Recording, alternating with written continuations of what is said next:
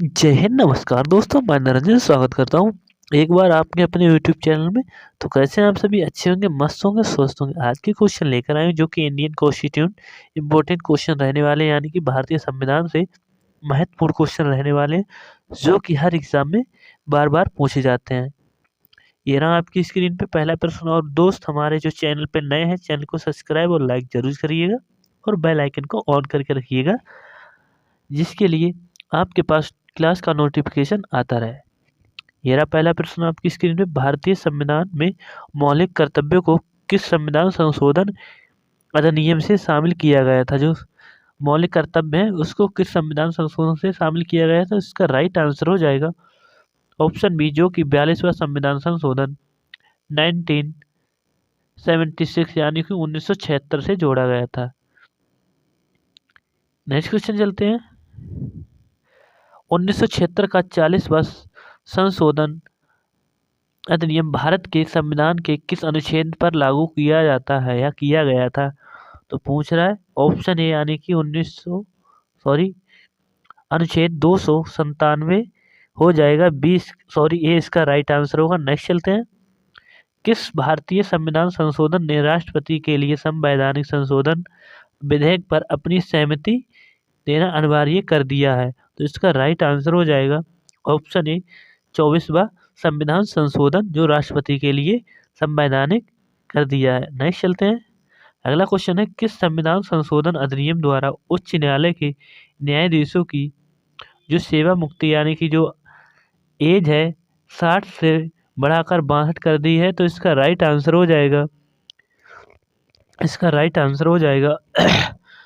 Option B, जो कि 15वां संविधान संशोधन हो जाएगा। बी इसका राइट आंसर होगा। 60 से 62 कर दी है। नेक्स्ट चलते हैं। भारत के संविधान संशोधन द्वारा नागालैंड राज्य को दर्जा प्रदान किया गया है? तो इसका राइट आंसर हो जाएगा ऑप्शन बी, जो कि 13वां संविधान संशोधन हो जाएगा। नेक्स्ट चलते हैं। निम्नलिखित में से किस संविधान संशोधन ने भारत में संघ दादरा और नागर हवेली को एक केंद्र शासित प्रदेश के रूप में शामिल किया है? तो इसका राइट आंसर हो जाएगा ऑप्शन डी, जो कि 10वां हो जाएगा और 12वें से 12 हो जाएगा गोवा। याद रखिएगा। नेक्स्ट चलते हैं। अगला, भारतीय संविधान का कौन सा भाग संशोधन से संबंधित है? यानी कि जो संशोधन किया जाता है संविधान में, वह कौन सा भाग है? तो इसका राइट आंसर हो जाएगा ऑप्शन डी, जो कि भाग 20 हो जाएगा। नेक्स्ट चलते हैं। जो कि दक्षिण अफ्रीका से लिया गया है, साउथ अफ्रीका से लिया गया है। नेक्स्ट चलते हैं। भारतीय संविधान के पहले संशोधन की अनुसूची को जोड़ा गया था, यानी कौन सी अनुसूची जोड़ी गई थी? तो इसका राइट आंसर हो जाएगा 9वीं अनुसूची, जो कि भूमि सुधार से संबंधित हो जाएगी। नेक्स्ट चलते हैं। भारतीय संविधान का पहला संशोधन विधेयक किस वर्ष पारित किया गया था? तो इसका राइट आंसर हो जाएगा ऑप्शन बी, जो कि 1951 में किया गया था, 1951 में। और दोस्त, आज लगभग 50-60 क्वेश्चन रहने वाले हैं, यानी कि ये पहला भाग हो जाएगा। नेक्स्ट क्वेश्चन में मिलते हैं, नेक्स्ट क्लास में मिलेंगे, उसमें बाद में पहले ये कंप्लीट करते हैं, वो अगले पार्ट में दे दूंगा। ठीक है दोस्त, नेक्स्ट चलते हैं। भारतीय संविधान में अवशिष्ट शक्तियों का विचार किस देश से लिया गया है? तो राइट आंसर हो जाएगा ऑप्शन बी, जो कि कनाडा से लिया गया है। जल्दी जल्दी करते हैं दोस्त, काफ़ी क्वेश्चन है, टाइम ना गवाएंगे। किस देश के संविधान से भारतीय संविधान के वित्तीय आपात, यानी कि पूछ रहा है वित्तीय आपात जो इमरजेंसी है, वह किससे लिया गया है? तो इसका राइट आंसर हो जाएगा ऑप्शन डी, जो कि जर्मनी से लिया गया है। नेक्स्ट चलते हैं। संविधान सभा को भारत का संविधान बनाने में कितना वक्त लगा था? पूछ रहा है समय कितना लगा था संविधान को बनाने में? तो इसका राइट आंसर हो जाएगा ऑप्शन बी, जो कि 2 वर्ष 11 माह और 18 दिन लगे थे। नेक्स्ट चलते हैं। भारतीय संविधान में निम्नलिखित में से सोवियत मतलब यानी कि रूस जो अब हो गया बाद में, जो वर्तमान में रूस हो जाता है, इसका नाम यूएसएसआर पहले बोलते थे, यूएसएसआर करके था। इससे क्या लिया है हमने? बी पंचवर्षीय योजना ली है। नेक्स्ट चलते हैं। भारतीय संविधान में संविधान के संशोधन की जो प्रक्रिया है, मैं अभी बता चुका हूँ, भाग 20 में संबंधित हो जाएगा ऑप्शन सी, यानी कि दक्षिण अफ्रीका से लिया गया है। नेक्स्ट चलते हैं। भारत के संविधान में राज्यसभा के लिए सदस्यों के नामांकन की प्रक्रिया यानी निम्नलिखित में से किस देश से ली गई है?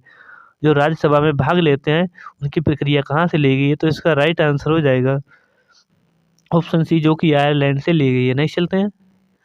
भारत के संविधान में राज्य के नीति निर्देशक यानी कि DPSP जो 36 से 51 आर्टिकल में आ जाते हैं और भाग 4 हो जाएगा इसका, जो कि ऑप्शन बी यानी कि ये भी आयरलैंड से लिए गए हैं। नहीं चलते हैं।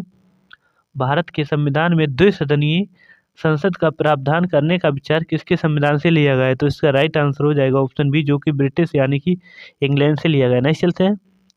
भारत के संविधान में एकल नागरिक एकल मत संग्रह एकल संक्रमणीय मत पद्धति यानी कि जो ऑप्शन ए यूनाइटेड किंगडम से लिया गया है, एकल अवधारणा अपने भारत में है और अमेरिका में दोहरी नागरिकता होती है, केंद्र और राज्य दोनों की। नहीं चलते हैं। भारतीय संविधान में के निर्माताओं ने स्वतंत्रता, समता और बंधुता के सिद्धांतों को कहाँ से लिया है? तो इसका राइट आंसर हो जाएगा ऑप्शन सी, जो कि फ्रांस से लिया है। नहीं चलते हैं। निम्नलिखित में से एक संवैधानिक निकाय नहीं है जो असंवैधानिक निकाय है, यानी कि ऑप्शन बी, जो कि नीति आयोग, इसका पुराना नाम था योजना आयोग, जो जवाहरलाल नेहरू जी ने चलाया था। इसकी स्थापना 25 जनवरी 1950 को हुई थी और ये नीति आयोग वर्तमान में कर दिया गया है 2015 में। नहीं चलते हैं। अगला है, किस राज्य के राज्यपाल के रूप में नियुक्त किए लिए भारत के संविधान द्वारा निर्धारित न्यूनतम आयु कितनी होती है? यानी कि जब किसी राज्य के राज्यपाल की नियुक्ति होती है तो उस समय उसकी आयु कितनी होनी चाहिए? बी यानी कि 35 साल। और उसकी नियुक्ति कौन करता है? जो कि राष्ट्रपति करती है। कौन से आर्टिकल से? 155 आर्टिकल से करती हैं। नहीं चलते हैं। निम्नलिखित में से किसने भारतीय संविधान को अर्धसंघीय बताया है? तो इसका राइट आंसर हो जाएगा KC बिहेर ने बताया है अर्धसंघीय भारत के संविधान को। डी इसका राइट आंसर होगा। नहीं चलते हैं दोस्त। भारत के संविधान के द्वारा किस प्रकार की नागरिकता प्रदान की जाती है? यानी कि जो भारत में जो नागरिकता है, हमें किस प्रकार की नागरिकता है? ऑप्शन ए यानी कि एकल नागरिकता दी जाती है। दोस्त, सेशन पसंद आ रहा तो लाइक और शेयर जरूर करिएगा। भारत में हर साल संविधान दिवस किस दिन मनाया जाता है? जो संविधान दिवस है किस दिन मनाया जाता है दोस्त? तो इसका राइट आंसर हो जाएगा ऑप्शन सी, जो कि 26 नवंबर को मनाया जाता है। नहीं चलते हैं। भारतीय संविधान का जनक किसे माना जाता है? जनक किसे माना जाता है? तो इसका राइट आंसर हो जाएगा डॉक्टर BR अम्बेडकर को माना जाता है। नहीं चलते। भारत के सर्वोच्च न्यायालय का उद्घाटन सत्र कब हुआ था? तो इसका राइट आंसर हो जाएगा ऑप्शन ए, 28 जनवरी 1950 को हुआ था। सॉरी, मैं गलत बता रहा हूँ दोस्त। इसका राइट आंसर हो जाएगा ऑप्शन डी, यानी 26 जनवरी 1950 को हुआ था। नहीं चलते हैं। भारत के संविधान की निम्नलिखित में से कौन सी एक विशेषता नहीं है? तो इसका राइट आंसर हो जाएगा ऑप्शन ए, जो कि द्विसदनीय विधायिका अपने पास नहीं है। नहीं चलते हैं। संविधान सभा के सदस्यों ने कितनी तारीख को भारत के संविधान पर हस्ताक्षर किए थे? तो इसका राइट आंसर हो जाएगा, कब किए थे दोस्त? तो इसका राइट आंसर हो जाएगा ऑप्शन बी, 24 जनवरी 1950 को। नहीं चलते हैं। संविधान सभा ने भारत के संविधान को कब अपनाया या स्वीकार किया? तो इसका राइट आंसर हो जाएगा ऑप्शन ए, 26 नवंबर 1949 को किया था। इसी दिन संविधान दिवस मनाते। नहीं चलते हैं। भारत का संविधान किसके द्वारा हस्तलिखित है? सीधा सीधा पूछ रहा दोस्त, भारत का संविधान किसके द्वारा लिखा गया है? तो इसका राइट आंसर है ऑप्शन सी, प्रेम बिहारी नारायण ज्यादा ने इंग्लिश की मूल प्रतिलिपि में लिखा है। नहीं चलते हैं। संविधान सभा का 10वां सत्र कब आयोजित किया गया था? तो इसका भी राइट आंसर हो जाएगा ऑप्शन ए, 6 से 17 अक्टूबर 1949 को 10वां सत्र आयोजित हुआ था। ए इसका बिल्कुल राइट आंसर हो जाएगा। नहीं चलते हैं। GV मावलंकर भारत की संविधान सभा के किस समिति के अध्यक्ष थे? यानी कि ये सबसे पहले स्पीकर हो जाते हैं। लोकसभा अध्यक्ष GV मावलंकर थे और ये किसके सभापति थे समिति के? तो इसका राइट आंसर हो जाएगा ऑप्शन सी, कार्यों पर समिति। बी इसका राइट आंसर होगा। नहीं चलते हैं। भारतीय संविधान स्वतंत्रता अधिनियम 47 1947 की किस धारा के द्वारा संविधान सभा को मान्यता दी गई है? जो भारतीय स्वतंत्रता अधिनियम 1947 है, इसको किसके द्वारा संविधान सभा को मान्यता दी जाती है? तो इसका राइट आंसर है ऑप्शन डी, यानी कि धारा 8(1) के तहत दी जाती है। डी इसका राइट आंसर होगा। नेक्स्ट चलते हैं। निम्नलिखित में से कौन 1946 में मद्रास निर्वाचन क्षेत्र संविधान का सभा का हिस्सा बना था? जो 1946 में मद्रास निर्वाचन क्षेत्र से संविधान सभा का हिस्सा कौन बने थे? तो इसका राइट आंसर हो जाएगा ऑप्शन ए, जो कि अम्मू स्वामीनाथन थे। ये इसका बिल्कुल राइट आंसर हो जाएगा। नेक्स्ट चलते हैं। भारत की संविधान सभा के किस समिति के अध्यक्ष अल्लादी कृष्ण स्वामी अय्यर थे? पूछ रहा अल्लादी कृष्ण स्वामी किस समिति के अध्यक्ष थे? तो इसका राइट आंसर हो जाएगा ऑप्शन ए, जो कि प्रत्यपत्र समिति के अध्यक्ष हो जाते हैं। ऑप्शन ए इसका राइट आंसर होगा। नेक्स्ट चलते हैं। भारतीय संविधान के प्रारूप समिति के अध्यक्ष कौन थे? बहुत पूछी जाती है दोस्त, जो कि option B doctor BR Ambedkar ji हो जाएंगे। बी इसका राइट आंसर होगा। अगला क्वेश्चन है, भारत की संविधान सभा की सदन समिति के अध्यक्ष कौन थे? इसके अध्यक्ष हो जाते हैं ऑप्शन ए, यानी कि पट्टाभी सीतारमैया जी हो जाएंगी। सॉरी। भारतीय संविधान समिति की अध्यक्षता किसने की थी? जो प्रांतीय समिति थी उसकी अध्यक्षता किसने की थी दोस्त? तो इसका राइट आंसर हो जाएगा ऑप्शन बी, सरदार वल्लभ भाई पटेल। इनकी तिथि पर एकता दिवस मनाते हैं, जो कि 31 अक्टूबर को मनाते हैं। नेक्स्ट चलते हैं। भारत के संविधान को बनाने वाली संविधान सभा में कितनी महिलाएं थी? मोस्ट इंपोर्टेंट क्वेश्चन हो जाएगा, जो कि ऑप्शन डी, यानी कि 15 महिलाएं थी।